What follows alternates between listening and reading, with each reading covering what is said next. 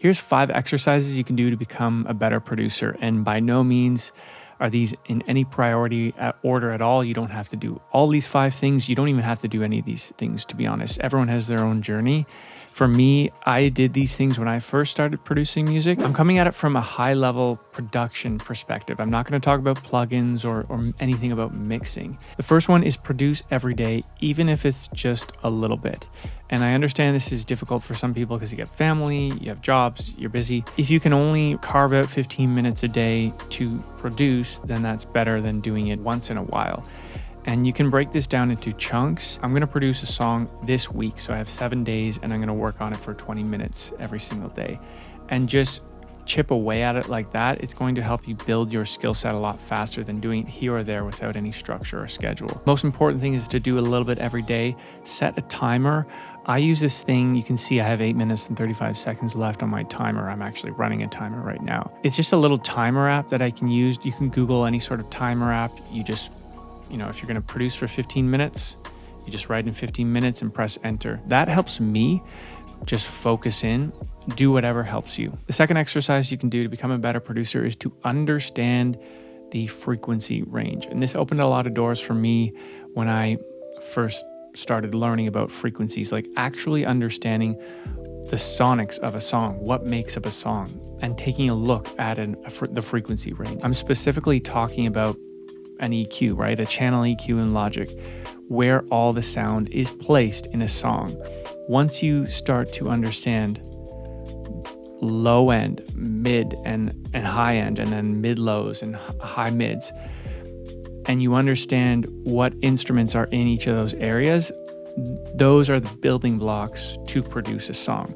It doesn't mean every song needs each of those blocks, but at least it gives you the understanding to say, oh, this song doesn't have low end, so we need a kick drum or a bass or a low synth as an example. Or this song doesn't have enough air or brightness.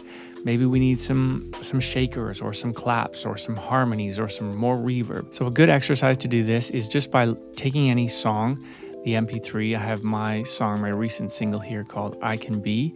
And I'm just going to look at, let's just say, the chorus, and I'm going to pull up the channel EQ, and I'm going to narrow in on the frequencies. Everything we're listening to here is in between around, 80 to 400.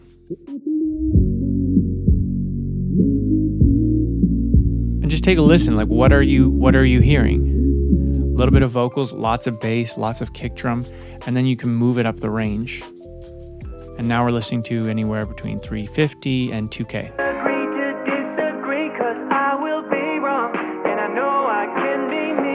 What do you hear there? Lots of vocal, lots of piano, lots of snare. And then move it up. What do you hear there? Third thing is to start listening to music analytically. And you can do this in 2 ways. You can do it passively or actively. Listening to more music is going to give you a different perspective of what other people are doing.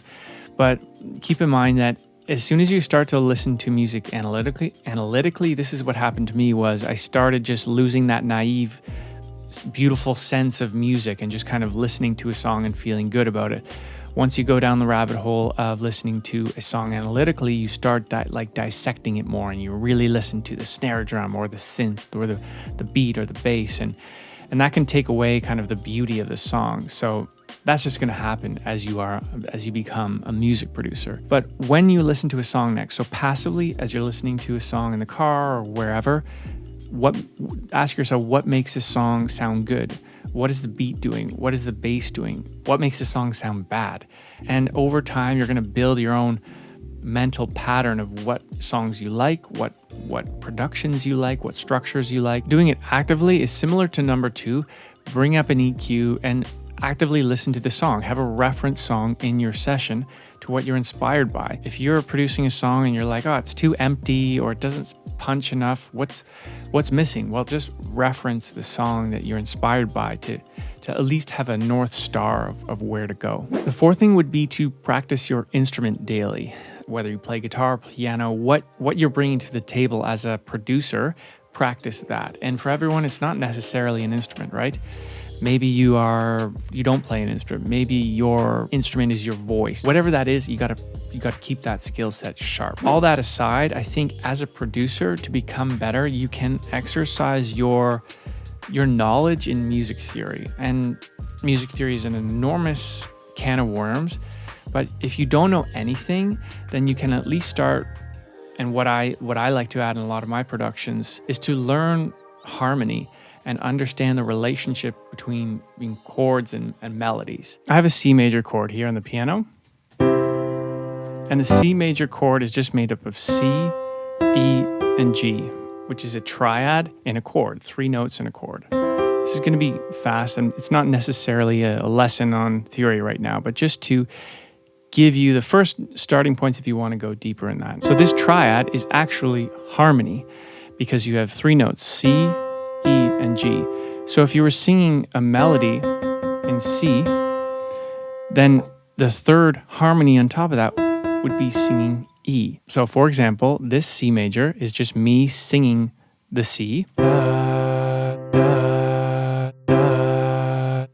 Sounds bad, but it gives you the idea. The third harmony on that is the E, which is this. And the rest of the chord progression.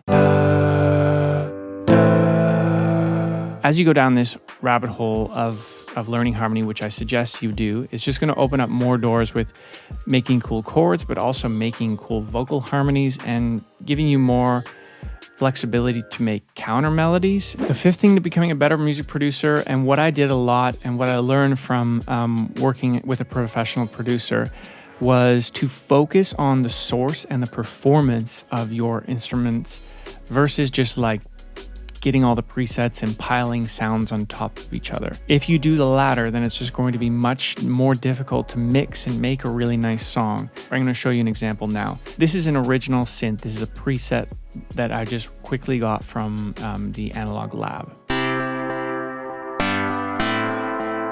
So right away, it sounds cool. One, it's not original because it's a preset, so it's likely in many other songs. So spend the time with the software synth and move the dials and start to understand what attack means and what decay means and what release and sustain means and what happens when you increase the delay time or increase the phaser, the LFO, and start to understand these things because that's going to give you more tools in your toolbox as a music producer to make cooler sounds. So just spending a few minutes with that instrument, I could make it sound like this.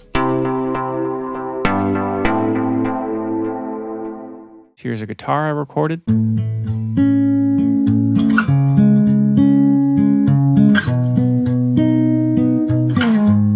I could have gone with that guitar recording, but it's not a great source. It's not a really good recording. And if you start stacking instruments on top of this, you're kind of building a house of cards. So spend the time and get a better recording.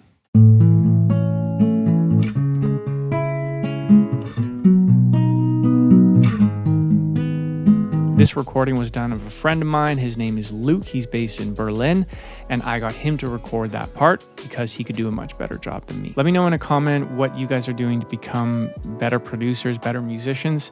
And as always, thanks for watching till the end, and I hope to see you in the next video.